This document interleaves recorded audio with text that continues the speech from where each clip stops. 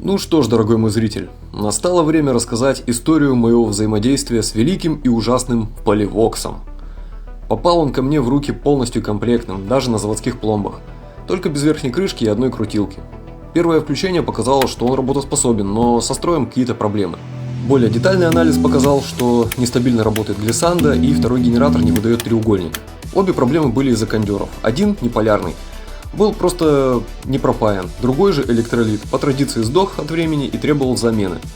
Вместе с ним до кучи я поменял и все остальные электролиты, ибо они хоть и продолжали выполнять свои задачи, но параметры их были уже далеки от номинальных и неизвестно, сколько бы они еще прожили. Все, на этом функциональность была восстановлена, но осталась главная проблема. Любые попытки его настроить не приводили к успеху. Просто не хватало диапазона регулировок подстроечников, чтобы он одинаково строил в разных положениях ручки диапазон. И начались поиски. А в чем же проблема? Мудрые нейросети подкинули мне несколько возможных причин, которые я последовательно чекнул. Питание оказалось в порядке, термостабилизация тоже была максимально близка к идеалу. Контакты на галетниках хоть и выглядели кисловато, но были протерты в нужных местах и не давали лишнего сопротивления. Несмотря на это, я их почистил и подцепил на них вторую контактную группу, которая не используется, параллельно с первой, на всякий случай. Ни к чему это не привело. У нейронки оставалась еще одна гипотеза, а именно микросхема KR198NT1A, которую я заказал, заменил, но это тоже никак не повлияло на его работу. Еще я заметил, что в моем экземпляре отсутствует пара резисторов, которые есть на схеме. Я их на удачу подпаял, и ни к чему это не привело. Возник тупничок. Все указывало на проблему в самих генераторах, что именно они как-то неправильно реагируют на настройку регистров.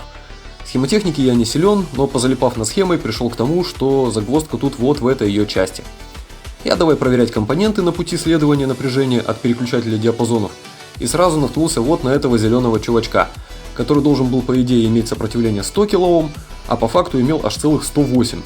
Такая же болячка была еще у одного резистора неподалеку. Подобрал я им замену с максимально правильными сопротивлениями, и вуаля, первый Геннадий обрел возможность быть настроенным. Похожие действия заставили и второго Геннадия работать как надо, но только наоборот, пришлось подобрать неправильный номинал резистора, с которым все заработало правильно. Дальше я обнаружил еще один косяк. Переключение с одноголосного на двуголосный режим заставляло второго Гену немножечко расстроиться. Но эта проблемка решилась подстройкой резистора в блоке клавиатуры. Ну вот теперь точно все заработало как завода. Хотя не знаю, может быть он никогда раньше и не строил, может поэтому его просто так и отдали бесплатно. Недостающую ручку просто напечатал. Есть еще что доделать и усовершенствовать в Поливоксе с использованием современных компонентов для стабильности работы. Крышку еще сделать, думаю, но пока вот так. На нем теперь хотя бы можно полноценно играть. Возможно, будет еще видосик про него. Такие дела.